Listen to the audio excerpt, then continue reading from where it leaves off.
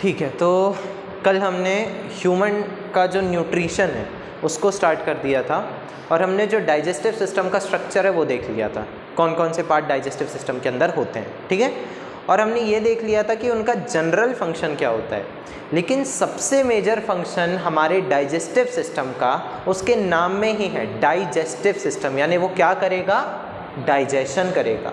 ठीक है, आज अपन डाइजेशन को थोड़ा समझेंगे। उसके पहले अपन ये समझ लेते हैं कि जो पूरा ह्यूमन का न्यूट्रिशन है उसमें टोटल स्टेप्स कितने आते हैं। ये बहुत इंपॉर्टेंट क्वेश्चन भी आ जाता है। ठीक है, तो टोटल 5 स्टेप में अपन देखते हैं कि कितना हमारा न्यूट्रिशन होता है या कैसे हमारा न्यूट्रिशन होता है। सबसे पहले कौन सी प्रोसेस है, इंजेशन। इंजेशन का मतलब होता है खाने को खाना। समझ आया? तो कहाँ पर होता है इंजेशन, माउथ में। समझ आ गया, खाने को खाना। दूसरा क्या होता है, डाइजेशन। जो भी तुमने खाना खाया वो पूरा क्या होगा, पचेगा, डाइजेस्ट होगा। अभी अपन देखेंगे डाइजेशन क्या होता है। तीसरा क्या है, एब्जॉर्प्शन। जो भी तुमने खाना खाया है वो ब्लड में क्या हो जाएगा, एब्जॉर्ब। कहाँ से होगा, स्मॉल इंटेस्टाइन से। स्मॉल इंटेस्टाइन से कहाँ चला जाएगा, ब्लड में। चौथा, ब्लड से वो पूरा खाना कहाँ जाना है, तुम्हारे सेल्स में, हर सेल में, और सेल में जाकर उसको क्या बनाना है, एनर्जी। इस प्रोसेस को ध्यान से सुनना, इस प्रोसेस को जिसमें खाने से तुम क्या बनाओगे, एनर्जी बनाओगे, अपना जो भी खाना खाया है उसको यूज करोगे, उस प्रोसेस को क्या बोलते हैं, एसिमिलेशन। एसिमिलेशन का मतलब है खाने को यूज करना। और लास्ट है इजेशन। जो भी तुम्हारा अनडाइजेस्टेड फूड है या फिर ऐसा फूड जो काम का नहीं है वो बॉडी क्या कर देगी, रिमूव कर देगी। इस प्रोसेस को क्या बोलते हैं, इजेशन, और वो कहाँ से होता है, लार्ज इंटेस्टाइन से। समझ आ गया? ठीक है, ठीक है, तो अपन ने 5 प्रोसेसेस समझ लिए। ठीक है, इनमें से आज हमें जो प्रोसेस पढ़नी है वो कौन सी है, डाइजेशन। ठीक है, डाइजेशन का मतलब सिंपल टर्म्स में अगर मैं कहूँ तो है जो भी खाना तुम खा रहे हो उसमें जो कॉम्प्लेक्स कंपोनेंट्स हैं, मैंने उसको कुल मिला के क्या बोल दिया, कॉम्प्लेक्स फूड। जो भी तुम कॉम्प्लेक्स खाना खा रहे हो उसको कैसे, किस में कन्वर्ट करना, सिंपल फूड में। ऐसा खाने में कन्वर्ट करना, ऐसे मॉलिक्यूल्स में कन्वर्ट करना जो तुम्हारी ब्लड में क्या हो जाए, एब्जॉर्ब हो जाए, क्योंकि ब्लड से ही तो पूरे सेल में जाना है। तो ब्लड में हर चीज़ एब्जॉर्ब नहीं हो पाएगी, उसको बहुत छोटा होना पड़ेगा, टूटना पड़ेगा। और मुंह से लेकर स्मॉल इंटेस्टाइन तक पूरा डाइजेस्टिव सिस्टम यही काम कर रहा है कि तुम्हारे कॉम्प्लेक्स फूड को क्या कर रहा है, सिंपल फूड में कन्वर्ट। इसी प्रोसेस को क्या बोलते हैं, डाइजेशन। तो simple digestion is the process of conversion of complex food components into simple food components. और इसमें जो काम आते हैं वो होते हैं एंजाइम्स, बहुत सारे एंजाइम्स काम आते हैं। ठीक है, अब हम देखेंगे कि हम पहले तो कौन कौन से कॉम्प्लेक्स फूड कंपोनेंट्स को खा रहे हैं और उनका सिंपल फॉर्म क्या है। पहला फूड कंपोनेंट क्या है तुम्हारा, कार्बोहाइड्रेट्स। ठीक है, उसका एग्जांपल क्या है, स्टार्च। तो तुम स्टार्च, मोस्टली स्टार्च अपन खाते हैं कार्बोहाइड्रेट के फॉर्म में। ठीक है, कार्बोहाइड्रेट जो है जब वो टूटता है हमारी बॉडी में तो सबसे सिंपल किस फॉर्म में कन्वर्ट होगा, ग्लूकोज। यानी कार्बोहाइड्रेट को ग्लूकोज में कन्वर्ट करने का काम हमारी बॉडी करती है। समझ आया, हमारा डाइजेस्टिव सिस्टम करता है। ठीक है, और ये एक स्टेप की प्रोसेस नहीं होती, 2-3 स्टेप की प्रोसेस होती है। दूसरा हम कौन सा कंपोनेंट खाते हैं, प्रोटीन्स। सुना है ना तुमने, प्रोटीन खाया है तुमने दाल में, लेकिन ये प्रोटीन्स भी टूटेंगे किस में, अमीनो एसिड्स में। तीसरा क्या खाते हैं अपन, फैट्स। ये फैट्स भी किस में टूटेंगे, फैटी एसिड्स। तो ये 3 वो चीज़ें हैं जिसको बॉडी कन्वर्ट करती है, और ये ऐसी चीज़ें हैं जो क्या हो सकती हैं, एब्जॉर्ब हो सकती हैं इनटू द ब्लड। कहाँ से, स्मॉल इंटेस्टाइन से। और ये कैसी चीज़ें हैं, अनएब्जॉर्बेबल, एब्जॉर्ब नहीं हो सकती हैं। समझ आ गया? ठीक है, अब हम आते हैं हर एक पार्ट में डाइजेशन कैसे होता है ये देखेंगे। ठीक है ना, चलो। तो सबसे पहले हमें कहाँ पर डाइजेशन देखना है, माउथ में। माउथ से ही तुम्हारा डाइजेशन शुरू हो जाएगा। तो मैं लग रहा है माउथ का काम सिर्फ फूड को क्रंच करना है, टुकड़े करना है, नहीं, उसका काम है किसी एक कंपोनेंट को डाइजेस्ट करना शुरू कर देना। वो कौन सा कंपोनेंट होता है, स्टार्च। तो तुम्हारा जो सलाइवा होता है, ठीक है, जो तुम्हारा लार कहते हैं हम जिसको, वो एक ग्लैंड से निकलता है। एक नहीं बल्कि 2-3 ग्लैंड्स होती हैं जिनको कहते हैं सलाइवरी ग्लैंड्स। नाम से समझ आ रहा है ना, सलाइवरी ग्लैंड्स। कुछ यहाँ पर होती हैं, इनका नाम पैरोटिड होता है। नीचे होती हैं जीभ पे, उनको सबलिंगुअल कहते हैं। यहाँ होती है, उनको सब मैक्सिलरी कहते हैं। नाम नहीं याद रखना है, बस इतना याद रखना है कि सलाइवरी ग्लैंड से क्या निकलता है तुम्हारा, सलाइवा। अब सलाइवा का काम बहुत सारा है। एक काम है उसका कि तुम्हारे खाने को स्मूथ बना देना ताकि वो उतर जाए आराम से। अब सूखी रोटी सब्जी खाओगे, ठीक है ना, तो क्या वो सूखी रहेगी तुम्हारे पेट तक, इंटेस्टाइन तक? नहीं। सबसे पहले सलाइवा उसको क्या करेगा, गीला करेगा, ठीक है ना, वेट करेगा उसको, ठीक है। फिर उसके बाद उसमें सलाइवा में एक एंजाइम होता है जो किस पे एक्ट करना शुरू कर देता है, स्टार्च पर। तो उस एंजाइम का नाम है सलाइवरी अमाइलेज। याद रखना क्या नाम है उसका, सलाइवरी अमाइलेज। ये एंजाइम कहाँ से निकला है, नाम से ही समझ आ रहा, कहाँ से, सलाइवा से। सलाइवा में ये एंजाइम आता है, स्टार्च को कन्वर्ट कर देता है लार्ज शुगर्स में। क्या वो ग्लूकोज में कन्वर्ट हुआ अभी? नहीं। तो क्या मैं कहूँ कि तुम्हारे माउथ में कार्बोहाइड्रेट्स का पूरा डाइजेशन हो जाता है, ये सही है? नहीं, इनकम्प्लीट डाइजेशन होता है। लेकिन अगर तुम बहुत छोटी छोटी शुगर ही खा रहे हो, मान लो तुम स्टार्च ना खा के तुम कोई छोटी शुगर खा रहे हो, तो पूरा डाइजेशन हो जाएगा, माउथ में ही हो जाएगा। समझ आ गया? या फिर तुम किसी चीज़ को बहुत ज़्यादा चबाओ या बहुत ज़्यादा देर तक मुंह में रखे रहो स्टार्च को, तो भी तुम्हारा डाइजेशन हो जाएगा। क्या करना, रोटी है, रोटी को खाना, ठीक है। रोटी में क्या प्रेजेंट होता है, स्टार्च। जब तुम उसको बहुत देर तक चबाओगे ना, तो वो तुम्हें कैसा टेस्ट लगने लगेगा उसका, हल्का सा मीठा मीठा लगने लगेगा, ठीक है ना, क्योंकि अब वो स्टार्च किस में कन्वर्ट हो गया, डायरेक्टली किस में, ग्लूकोज में कन्वर्ट हो गया। हल्का सा मीठा टेस्ट उसका आने लगेगा। समझ आ गया, ठीक है ना।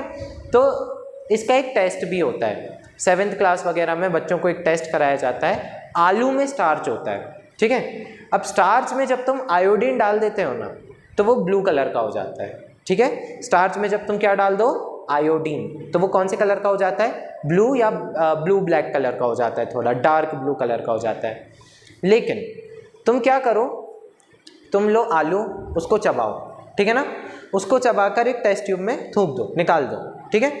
अब चबाने से वो स्टार्च किस में कन्वर्ट हो चुका है, लार्ज शुगर्स में या फिर ग्लूकोज में, क्योंकि कौन सा एंजाइम आ चुका है वहाँ पर, सलाइवरी अमाइलेज। अब जब तुम उसमें डालोगे आयोडीन, तो वो ब्लू ब्लैक कलर नहीं देगा, क्योंकि क्या नहीं है, अब उसमें स्टार्च नहीं है। समझ आ गया? तो एक सिंपल सा टेस्ट है, आलू लो, उसमें आयोडीन डालोगे तो ब्लू कलर दे देगा, लेकिन चबाए हुए आलू में जब तुम आयोडीन डालोगे तो ब्लू ब्लैक कलर नहीं देगा। इससे समझ आया तुम्हारा स्टार्च क्या हो चुका है, डाइजेस्ट हो चुका है। क्लियर हो गया ना।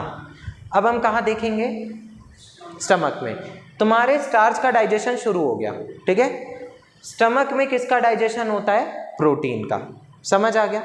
प्रोटीन का डाइजेशन करने के लिए स्टमक में भी एक एंजाइम होता है जिसका नाम होता है पेप्सिन।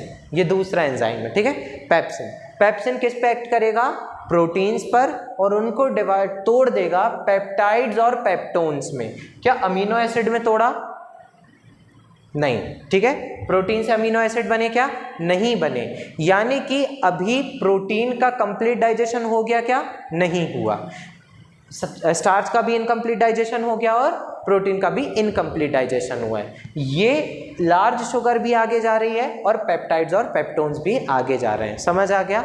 तो स्टमक में क्या हुआ, प्रोटीन्स टूटे, किस में कन्वर्ट हो गए, पेप्टाइड्स में या फिर पेप्टोन्स में। किसने कन्वर्ट किया, पेप्सिन ने। सब पेप पेप पेप हो रहा है, ठीक है ना। स्टमक में सिर्फ पेप्सिन नहीं निकलता, और भी 2 चीज़ें निकलती है। पहला क्या है, उसमें HCl, हाइड्रोक्लोरिक एसिड निकलता है। हाइड्रोक्लोरिक एसिड क्यों है इतना खतरनाक एसिड हमारे पेट में, क्यों है? सबसे पहले तो वो क्या किल करेगा, माइक्रोब्स, यानी जितने भी माइक्रो ऑर्गेनिजम्स हैं खाने में तुम्हारे, उनको मारेगा। और दूसरा, वो पेप्सिन को वैसा इन्वायरमेंट देता है। कैसा इन्वायरमेंट देगा, बता सकते हो? सूटेबल तो ठीक है, कैसा सूटेबल इन्वायरमेंट चाहिए उसको, एसिडिक इन्वायरमेंट चाहिए उसको। समझ आ गया? अगर तुम पेप्सिन को बेसिक इन्वायरमेंट में ले आओगे, इवन न्यूट्रल इन्वायरमेंट में ले आओगे, तुम अगर नॉर्मली उसमें प्रोटीन डालोगे ना, तो वो रिएक्ट नहीं करेगा, वो इसको नहीं तोड़ेगा, तुम्हें उसमें एसिड डालना ही पड़ेगा, उसका वही सूटेबल एनवायरनमेंट है। समझ आ गया? तो हाइड्रोक्लोरिक एसिड का दो काम, पहला क्या है, माइक्रोब्स को क्या करना किल करना, और दूसरा पेप्सिन को क्या प्रोवाइड करना, एनवायरनमेंट, ताकि वो प्रोटीन को तोड़कर पेप्टाइड्स और पेप्टोन्स बना सके। तीसरी चीज क्या निकलती है स्टमक से, म्यूकस। अब इतना खतरनाक एसिड तुम्हारे पेट में है, तुम्हारे हाथ में गिर जाए तो हाथ जल सकता है, लेकिन पेट को कुछ नहीं हो रहा, क्योंकि क्या निकल रहा है, म्यूकस। जैसे ही तुम खाना खाते हो, या फिर मैं कहूँ कि लगभग हर समय तुम्हारे पेट की इंटरनल वॉल, अंदर की दीवार कवर रहती है किससे, म्यूकस से, ताकि जैसे ही तुम खाना खाओ तो क्या रिलीज होगा, HCl रिलीज होगा, और तुम्हारी जो वॉल है अंदर की वो प्रोटेक्टेड रहेगी उस HCl से। समझ आया? तो तुम्हारा एसिड तुम्हारा इसलिए कुछ नहीं उखाड़ पाता क्योंकि क्या है वहाँ पर, म्यूकस।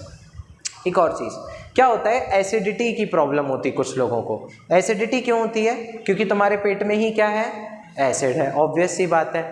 कभी कभी क्या होता है कि मान लो तुम्हारी बॉडी को पता है कि तुम इतने इतने बजे खाना खाते हो, मान लो तुम हर रोज़ सुबह 10 बजे खाना खा रहे हो, मान के चलो, ठीक है। तो तुम्हारी बॉडी के अंदर ये क्लॉक है, ये क्लॉक क्या करती है, हर रोज़ 10 बजे क्या रिलीज करती है, HCl। समझ आया? और क्या रिलीज करती है, पेप्सिन, ठीक है। लेकिन मान लो किसी दिन तुम खाना नहीं खा पाए, तुमने नहीं खाया, तो बॉडी को शायद ये लगेगा कि तुमने खाना खा लिया है, लेकिन उसको बस सिग्नल नहीं आ पाया, तो वो तो भाई रिलीज कर देगी क्या, तुम्हारा HCl और पेप्सिन दोनों। अब चूंकि HCl आ चुका है लेकिन कुछ है ही नहीं पचाने के लिए, खाने के लिए, तो तुम्हारी बॉडी उस HCl को गैस के फॉर्म में कन्वर्ट करके बाहर निकाल देती है, डकार वगैरह आने लगती है, ठीक है ना। तो इसी को हम क्या बोलते हैं, एसिडिटी बोलते हैं। कभी कभी तुम कुछ ऊट पटांग खा लेते हो, ऐसा कुछ खा लेते हो जो तुम्हारे एसिड के साथ रिएक्ट हो जाता है, जिसके कारण पेट में जलन हो जाती है, उससे भी क्या हो जाती है, एसिडिटी हो जाती है। नाउ तीसरा क्या है तुम्हारा, लिवर। कल ही मैंने बताया था लिवर क्या रिलीज करता है, बाइल जूस, और उसको कहाँ भेज देता है, क्योंकि अब तुम देखो स्टार्च का डाइजेशन शुरू हो गया, प्रोटीन का डाइजेशन भी शुरू हो गया, ये दोनों डाइजेस्टेड वाला फूड अब डायरेक्ट कहाँ चला जाएगा, स्टमक से स्मॉल इंटेस्टाइन में, बाकी की जो चीज़ें हैं वो वहाँ पर आएंगी स्मॉल इंटेस्टाइन में। समझ आ गया? अब लिवर क्या रिलीज करता है, बाइल जूस, जो कहाँ जाता है, स्मॉल इंटेस्टाइन में, ठीक है ना। एक और काम मैं लिवर का लिख देता हूँ जो कि इम्पॉर्टेंट होता है। लिवर का एक और काम है, ऑल्सो स्टोर ग्लाइकोजन, ठीक है। ये सवाल पूछा गया था मुझसे कि सर ग्लाइकोजन क्या होता है, अभी मैं बताऊंगा ग्लाइकोजन क्या होता है, पहले ये समझ लो, ठीक है। उसने क्या रिलीज किया लिवर ने, बाइल जूस। अब इस बाइल जूस का काम देख लो क्या है, ठीक है ना। बाइल जूस का काम है किस पे एक्ट करना, फैट्स पर, लेकिन बाइल जूस कोई एंजाइम नहीं है, ध्यान से सुनना, बाइल जूस कोई एंजाइम नहीं है, वो तो एक जूस है, ना ही उसमें कोई एंजाइम है, बल्कि बाइल जूस का एक इम्पॉर्टेंट काम है, वो तुम्हारे फैट को ना ऐसा कन्वर्ट करता है। तुम अगर डायरेक्ट फैट पे एंजाइम डालोगे ना तो वो डाइजेस्ट नहीं होगा, फैट को चेंज करना पड़ता है, थोड़ा सा फैट को चेंज करना पड़ता है, उस चेंजिंग को हम कहते हैं इमल्सिफिकेशन। तुम्हें फैट को क्या करना पड़ता है, इमल्सीफाई करना पड़ता है। इमल्सीफाई करने का मतलब है तुम्हें अपने फैट को ऐसा बनाना पड़ता है कि वो क्या हो जाए, डाइजेस्ट हो जाए। समझ आ गया? और इसका काम कौन करता है, बाइल जूस। तो ये बाइल जूस कहाँ जाता है, स्मॉल इंटेस्टाइन। स्मॉल इंटेस्टाइन में जो खाना है उसके फैट को वो किस में कन्वर्ट कर देता है, इमल्सिफाइड फैट्स में। अब ये फैट कैसा है, रेडी फॉर डाइजेशन। अब इसमें कोई एंजाइम डालोगे ना तो वो काम करेगा। समझ आया? दूसरी बात, फैट लिवर का एक और काम है ग्लाइकोजन स्टोर करना। क्या है, तुम अपनी बॉडी में तुमने खाना खाया, ठीक है, तुम्हारे खाने में ग्लूकोज था, स्टार्च था, ग्लूकोज में कन्वर्ट हुआ, अब वो ग्लूकोज चला गया पूरी बॉडी में। क्या सारा का सारा ग्लूकोज यूज हो जाएगा? मान लो तुमने ढेर सारा खा लिया जिस दिन, तुम्हारी बॉडी को जितनी एनर्जी की नीड थी उतनी तो उसने यूज कर लिया ग्लूकोज। एक्स्ट्रा ग्लूकोज जो बचता है उसका क्या करेगी बॉडी, उसको स्टोर करेगी in the form of glycogen. समझ आ गया? तुम्हारा जो ग्लाइकोजन है वो कहाँ स्टोर रहता है, तुम्हारे लिवर में, ताकि जब भी बॉडी को भूख लगे, एनर्जी की भूख, नीड हो एनर्जी की, ज़रूरत हो एनर्जी की, तो वो किससे ग्लूकोज ले लेगा? ग्लाइकोजन से। समझ आ गया? ठीक है। तो तुम देख रहे हो बॉडी पहले स्टार्च से तोड़कर ग्लूकोज बनाती है, समझ रहे हो, और फिर उसी ग्लूकोज को जोड़कर क्या बना देती है? ग्लाइकोजन। समझ आ गया? ऐसे। अब हम कहाँ आएंगे? पैनक्रियास। पैनक्रियास से निकलने वाले जूस को हम कौन सा जूस बोलते हैं? Pancreatic juice. कोई बड़ी चीज़ नहीं है। तुम अब देख रहे हो अभी तक फूड में क्या क्या हो चुका है? स्टार्च का आधा डाइजेशन हो गया, प्रोटीन का भी आधा डाइजेशन हो गया, फैट का भी नहीं हुआ। क्या फैट का डाइजेशन हुआ?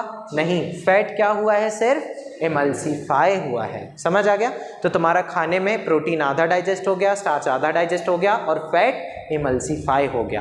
अब देखो क्या होगा। अब पैनक्रियाटिक जूस से तीन इंपॉर्टेंट एंजाइम निकलते हैं। पहले एंजाइम का नाम क्या है? Pancreatic amylase. नाम याद करो, अमाइलेज। कहीं और भी था ना अमाइलेज, जो किसको डाइजेस्ट कर रहा था? स्टार्च को। अब ये जो अमाइलेज है, ये जो लार्ज शुगर बने थे ना माउथ में, ये इनको तोड़कर किस में कन्वर्ट कर देगा? ग्लूकोज में, सिंपल शुगर में। यानी तुम्हारा स्टार्च का डाइजेशन खत्म हो गया। क्लियर हो गया? क्लियर ना?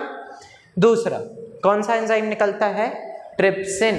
ये सिन किसके जैसा है? पेप्सिन। पेप्सिन किस पे एक्ट कर रहा था? प्रोटीन। क्या बना रहा था? पेप्टाइड्स और पेप्टोन्स। अब यही पेप्टाइड्स और पेप्टोन्स ट्रिप्सिन की प्रेजेंस में किस में कन्वर्ट हो जाएंगे? Amino acids. प्रोटीन का डाइजेशन खत्म। लास्ट अब क्या बचा तुम्हारा? ये जो बाइल जूस ने क्या बनाया था? Emulsified fats. अब ये इमल्सिफाइड फैट में एक और एंजाइम आ जाएगा जिसका नाम है लाइपेज, और उसको किस में कन्वर्ट कर देगा? फैटी एसिड्स में। एक और चीज़ बना देता है वो, अगर तुम्हारे उसमें आ जाए ग्लिसरॉल। दोनों एक ही चीज़ है, सिंपल फॉर्म है, ठीक है ना? फैटी एसिड प्लस मैं यहाँ पर लिख दूँ ग्लिसरॉल, अगर ये कहीं दिख जाए तो कंफ्यूजन ना हो, ठीक है ना? तो फैटी एसिड एंड ग्लिसरॉल।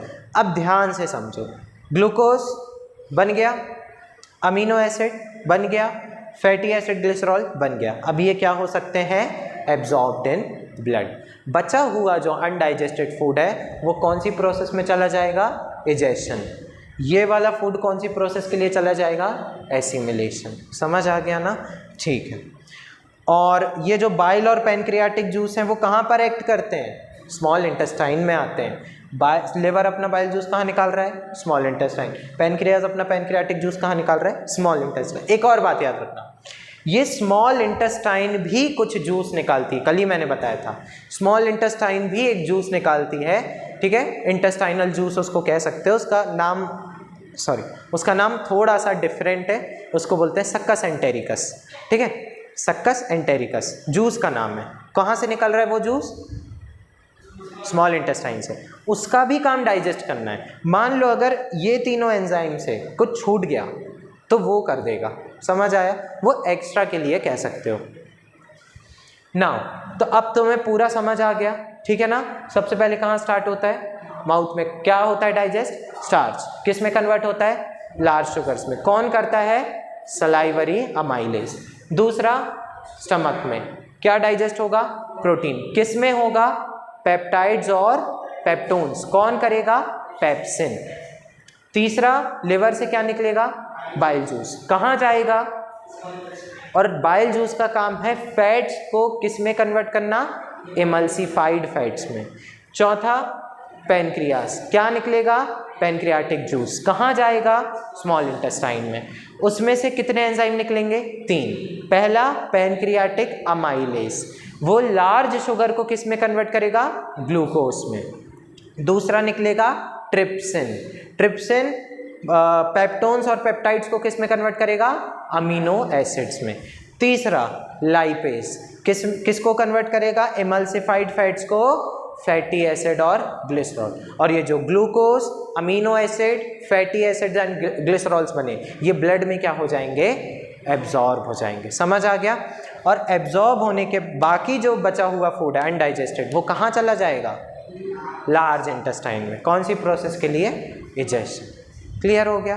ये पूरी ह्यूमन की डाइजेशन की प्रोसेस है। अब मैं तुमको शॉर्ट में एक और चीज़ बता दूं कि कैसे एब्जॉर्ब होता है, किसके द्वारा एब्जॉर्ब होता है हमारे स्मॉल इंटेस्टाइन में जो फूड है। ठीक है, ये लिख लिया पूरा। चलो मैं सिर्फ उसका डायग्राम बनाऊंगा, तुम लोग उसको अच्छे से देखना। ठीक है, तुम्हारी जो स्मॉल इंटेस्टाइन है ना, देखो मान लो ये तुम्हारी स्मॉल इंटेस्टाइन की वॉल है। ठीक है, ये वॉल बाहर से ऐसी है, अंदर से ये वॉल ऐसी है। हाँ, फिंगर लाइक स्ट्रक्चर्स निकले हुए हैं दोनों तरफ से, और ये माइक्रोस्कोपिक होते हैं, यानी नॉर्मल आंखों से नहीं दिखते। लेकिन ये क्यों है? सवाल ऐसा है कि ये क्यों। अगर मैं इसको नीचे ले आऊं, ऐसा कुछ होता है। ठीक है, इसको हम कहते हैं एक विलाई। क्लियर हुआ? इसको विलाई कहते हैं। इसमें क्या होता है, ध्यान से सुनना, जो तुम्हारी ये जो वॉल है इंटेस्टाइन की, यहाँ पर तुम्हारा फूड है, ये सब फूड है। ठीक है, चारों तरफ ये है तुम्हारी ब्लड वेसल। ठीक है,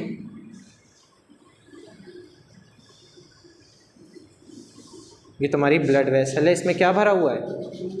ऑब्वियसली ब्लड भरा रहेगा ना, नींबू पानी थोड़ी बहेगा।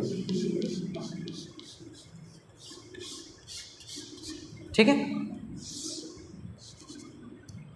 ये क्या है तुम्हारी, ये कौन से पार्टिकल हैं? सिंपल या कॉम्प्लेक्स? सिंपल, जो डाइजेस्ट हो चुके हैं। अब देखो, सुनो ध्यान से, ये ऐसी क्यों है? सिंपल, अगर मान लो सीधी होती, सीधी ब्लड वेसल होती, तो खाना सिर्फ ऐसा एब्जॉर्ब हो पाता नीचे की तरफ, हो पाता ना? हाँ, कैसा? देखो, पहली बात तो अपना डाइजेस्टिव सिस्टम ग्रेविटी पे डिपेंड नहीं करता, उसका पेरिस्टाइलेटिक मूवमेंट कल मैंने बता दिया था। दूसरी बात, अगर मान लो ये नीचे, अब देखो कभी इंटेस्टाइन ऐसी भी तो हो सकती है ना, तुम्हारी इंटेस्टाइन ऐसा ना कॉइल्ड है, बहुत ऐसी गोल गोल गोल गोल है, ऐसे नीचे रखी नहीं हुई है कि खाना गया और एब्जॉर्ब हो जाएगा।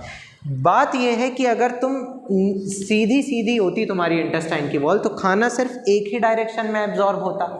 लेकिन अब मैंने इस वॉल को उठा दिया तो अब खाना क्या चारों डायरेक्शन से एब्जॉर्ब हो सकता है?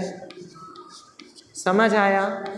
तो विलाई का काम है तुम्हारी जो डाइजेशन है, डाइजेशन के लिए जो वॉल है उसका सरफेस एरिया बढ़ा देना। ठीक है ना? Villi increases the surface area for digestion. ये तुम्हारी जो वॉल है ये इसलिए ऊपर उठ गई है ताकि ज़्यादा से ज़्यादा फूड एब्जॉर्ब हो सके। मैं डाइजेशन के लिए कह रहा हूँ, एब्जॉर्प्शन के लिए, सॉरी। ठीक है ना? किसके लिए?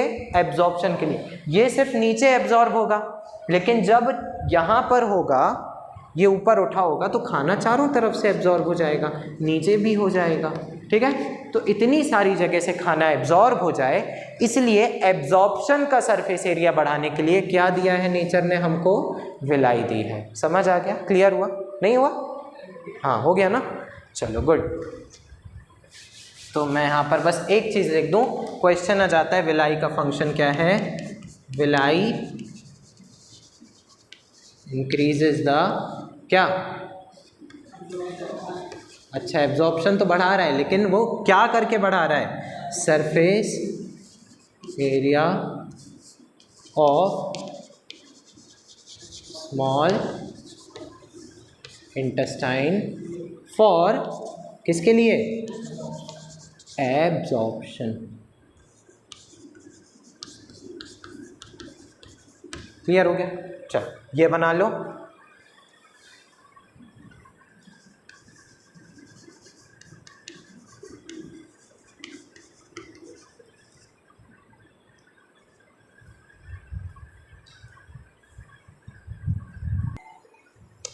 एक हमारा पूरा लाइफ प्रोसेस ख़त्म हो गया, डाइजेशन, ठीक है, या न्यूट्रिशन।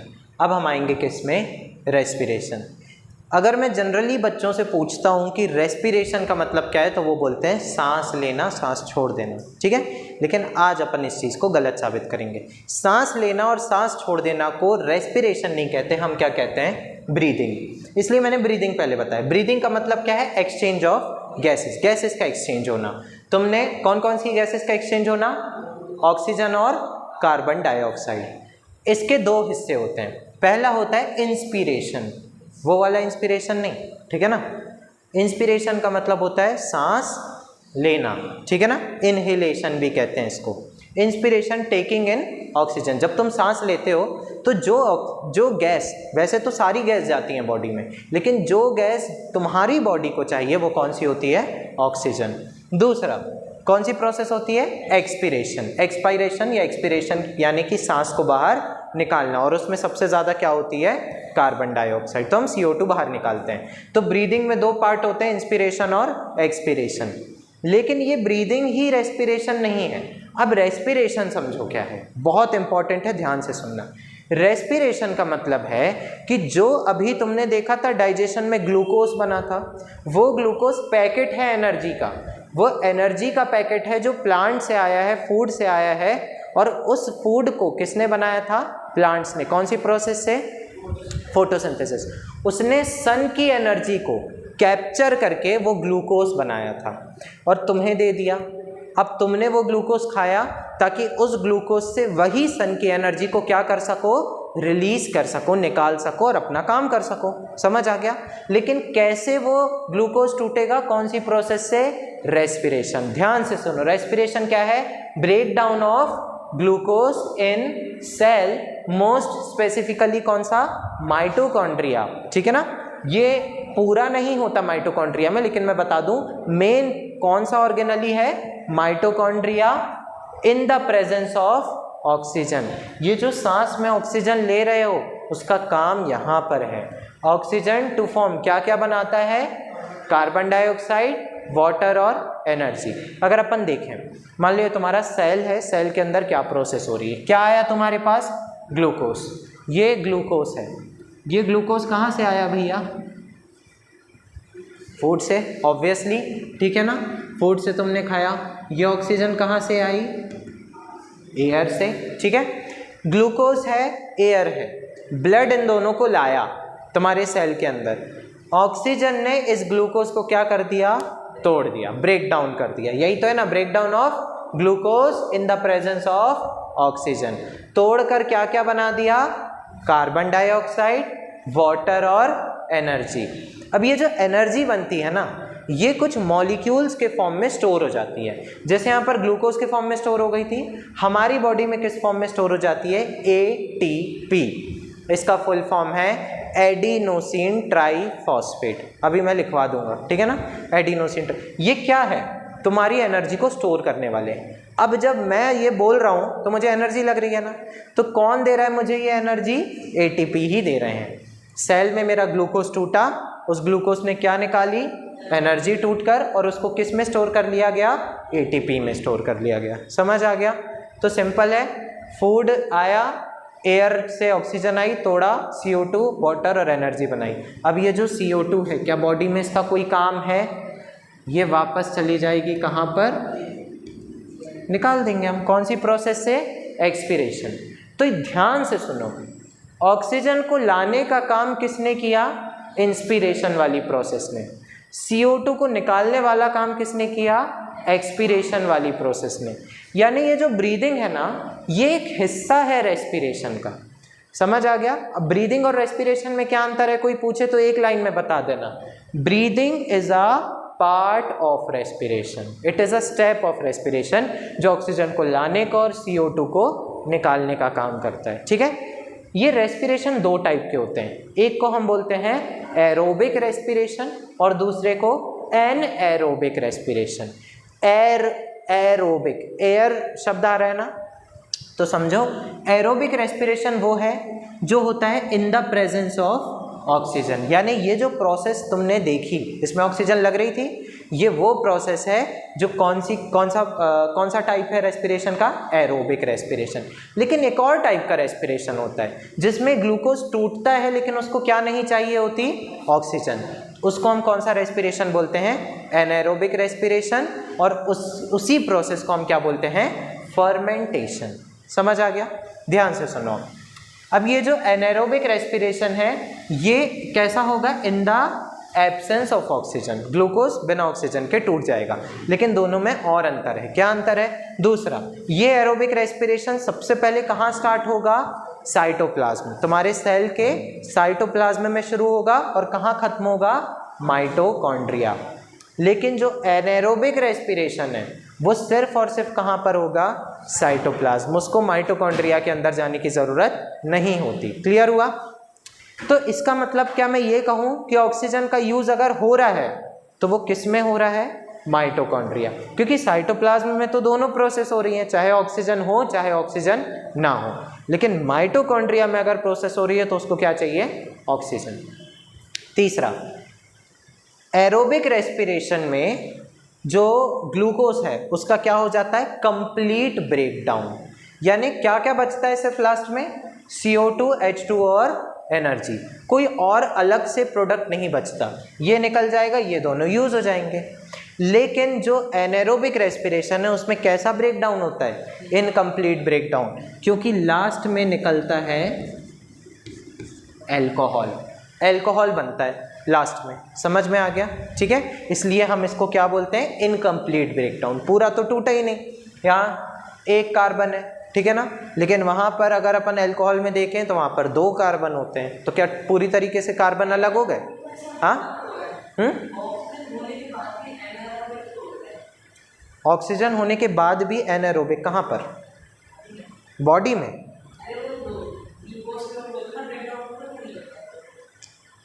क्या मैंने कहा कि ये हमारी बॉडी के अंदर होता है? नहीं। देखो मैं बता दूं, चलो मैं ये भी बता देता हूं कि किस में होता है। एनाएरोबिक रेस्पिरेशन जनरली बैक्टीरिया में होता है। ऐसे बैक्टीरिया में जिसको क्या नहीं मिलती आसानी से, ऑक्सीजन, या उसका मूड ही नहीं है ऑक्सीजन में रहने का। तुमने 8th क्लास में पढ़ा था कि जो ईस्ट है वो फर्मेंटेशन की प्रोसेस से अल्कोहल बनाता है, ब्रेड बनाता है। तुम्हारा जो खमीर उठता है, ठीक है ना, वो कौन सी प्रोसेस से उठता है, फर्मेंटेशन। तो उसमें यही होता है कि उसमें एब्सेंस ऑफ ऑक्सीजन में पूरा काम होता है, ठीक है ना, इसलिए उसमें कुछ बाय प्रोडक्ट्स रह जाते हैं। अल्कोहल बनाने की प्रोसेस यही है कि इनकम्प्लीट ब्रेकडाउन कराना है शुगर का। कैसे रेस्पिरेशन में, एनाएरोबिक रेस्पिरेशन।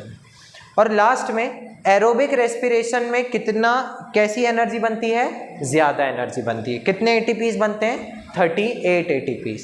लेकिन एनाएरोबिक रेस्पिरेशन में कम एनर्जी बनती, कितने बनते हैं, सिर्फ 2 ATP। इसमें भी 2 ATP बनते हैं स्टार्टिंग में, कहाँ पर, साइटोप्लाज्म। बाकी 36 किसके अंदर बनते हैं, माइटोकॉन्ड्रिया। क्लियर हुआ? तो ये डिफरेंस समझ में आ गया अपन को, ठीक है, एरोबिक एनाएरोबिक। ये रेस्पिरेशन, ये डिफरेंस इंपॉर्टेंट है, एग्जाम में आ जाता है, right difference between aerobic and anaerobic respiration. Clear हुआ? ठीक है, अब ये लिख लो। और अब अपन चलेंगे रेस्पिरेटरी पाथवे की तरफ। कितने पाथवे में ग्लूकोज का ब्रेकडाउन हो सकता है, ठीक है।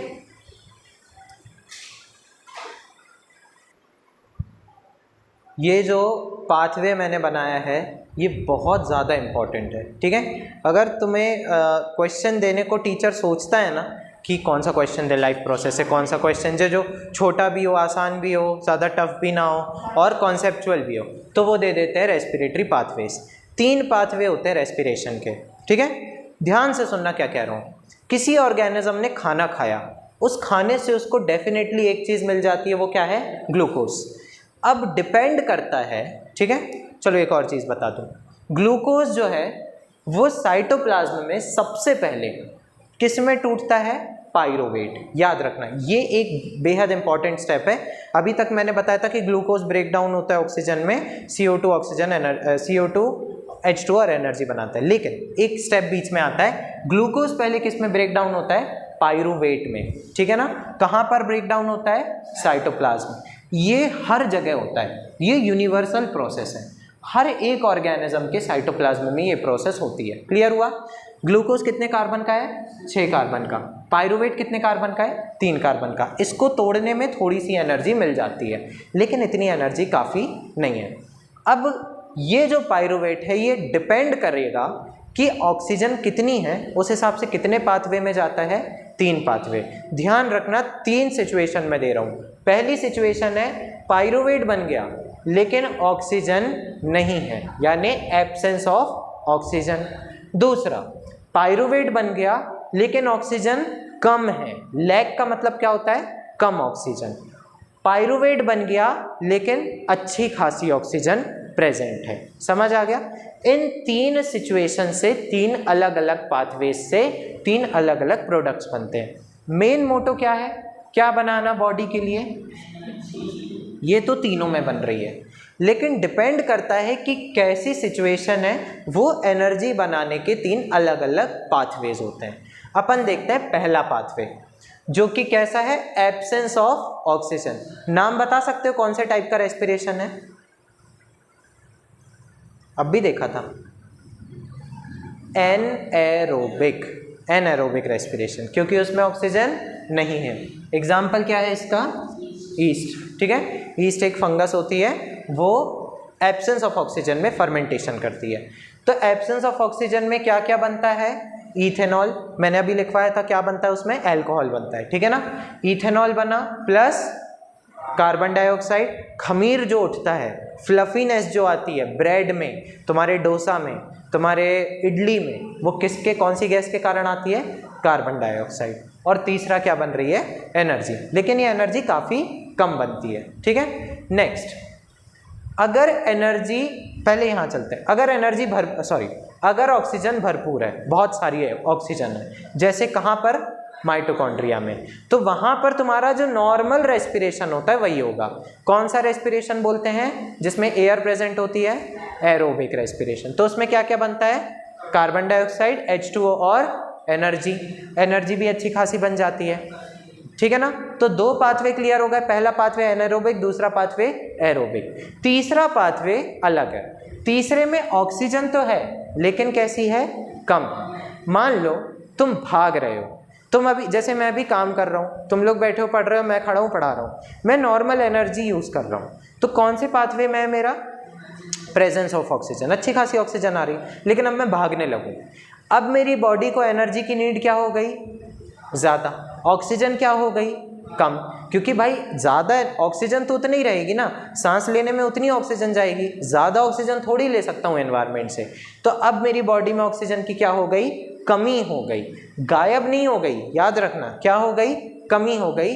तो अब मेरी मसल्स जो हैं उनको ज़्यादा ऑक्सीजन चाहिए, तो वो कौन सा पाथवे ले जाएंगी?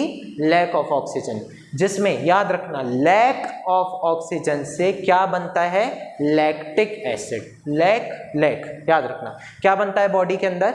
Lactic acid plus energy. Carbon dioxide नहीं बनती। बॉडी को एनर्जी बनानी थी ना, बना ली। ठीक है ना? मसल को एनर्जी बनानी थी, बना ली, लेकिन कौन से पाथवे से? लैक ऑफ ऑक्सीजन, क्योंकि इस पाथवे में जा ही नहीं पाता, क्योंकि ऑक्सीजन ही नहीं थी इतनी। इससे क्या रिलीज होता है? लैक्टिक एसिड, जो मसल्स में जम जाता है और अगले दिन अच्छा खासा दर्द होता है। समझ आया? जैसे कुछ लोग जिम जाते हैं जब पहले दिन, तो अगले दिन बहुत दर्द होता है उनको शरीर में, क्योंकि क्योंकि फिर तुम्हारी बॉडी इस लैक्टिक एसिड को डीजनरेट कर लेती है। ठीक है ना? खत्म हो जाता है। ऐसे जमा थोड़ी, जिंदगी भर थोड़ी ना रहेगा लैक्टिक एसिड, धीरे धीरे वो खत्म हो जाता है। ठीक है ना? Lactic acid. तो याद रखना, अगर एब्सेंस ऑफ ऑक्सीजन है तो कौन कौन से प्रोडक्ट बनेंगे? इथेनॉल, कार्बन डाइऑक्साइड और एनर्जी। अगर लैक ऑफ ऑक्सीजन है तो सिर्फ 2 चीज़ें, लैक्टिक एसिड और एनर्जी। अगर प्रेजेंस ऑफ ऑक्सीजन है तो कार्बन डाइऑक्साइड, वाटर और एनर्जी। ये बहुत इंपॉर्टेंट क्वेश्चन है। क्लियर हो गया? चलो, तो अभी अपना हो चुका है। ठीक है, अब हमारा बचा है रेस्पिरेशन में human respiratory system. Human respiratory system जब अपन नेक्स्ट क्लास में पढ़ेंगे। ठीक है।